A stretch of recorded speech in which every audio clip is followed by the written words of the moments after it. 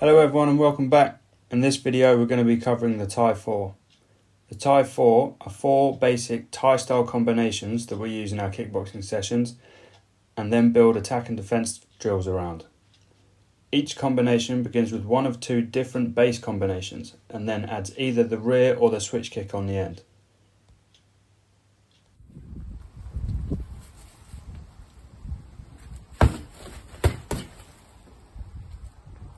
Some important details to think about. When throwing the body kick, you need to make sure you're using the long guard to protect your head and then putting the foot back in a good enough position to step in with the hook.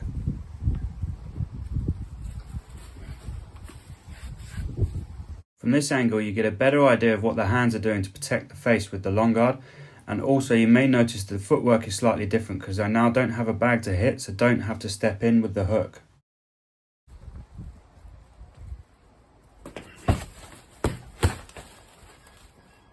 This combination starts with the lead leg, so we need to use the switch to generate force in the kick. We can then land the foot in front and transfer the body weight to generate more force in the cross.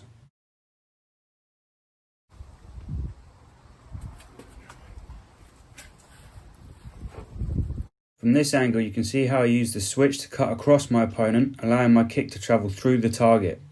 I then reset my feet during the cross to bring me back to centre.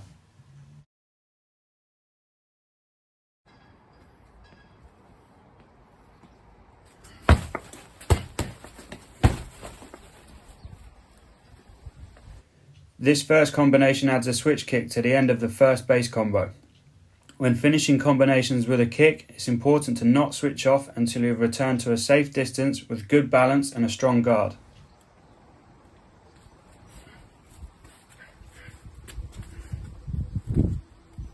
When practicing these combinations on the spot or without a target, it's important to remember to maintain good balance throughout the entire combination, and again not to switch off until you're back in the guard position.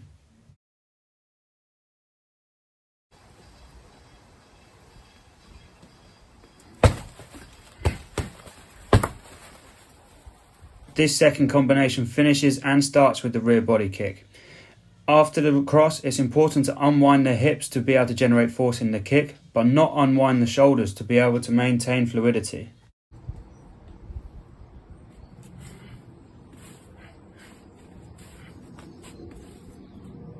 When demonstrating these combinations from this angle, I'm mostly doing them on the spot to keep things as simple as possible and easy to learn. However, it is important to note that additional footwork will be required to hit even a stationary target like a bag, let alone a moving opponent.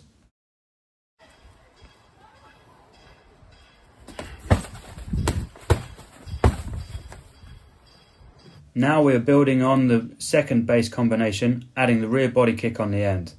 Notice again how that lead foot has to take a step out and back to be able to give enough space for the final kick.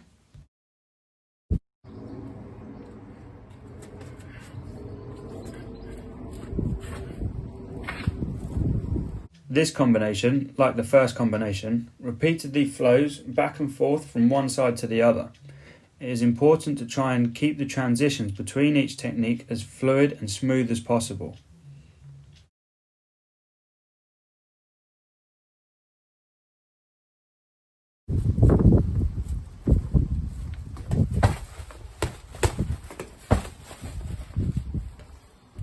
Unlike the previous combination, this combination finishes with 2 techniques coming from the same side.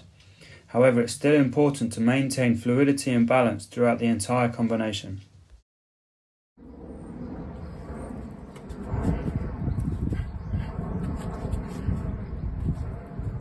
Again, from this angle, you can see that due to the 2 switch kicks in this combination, it requires a lot more footwork and movement than the other 3.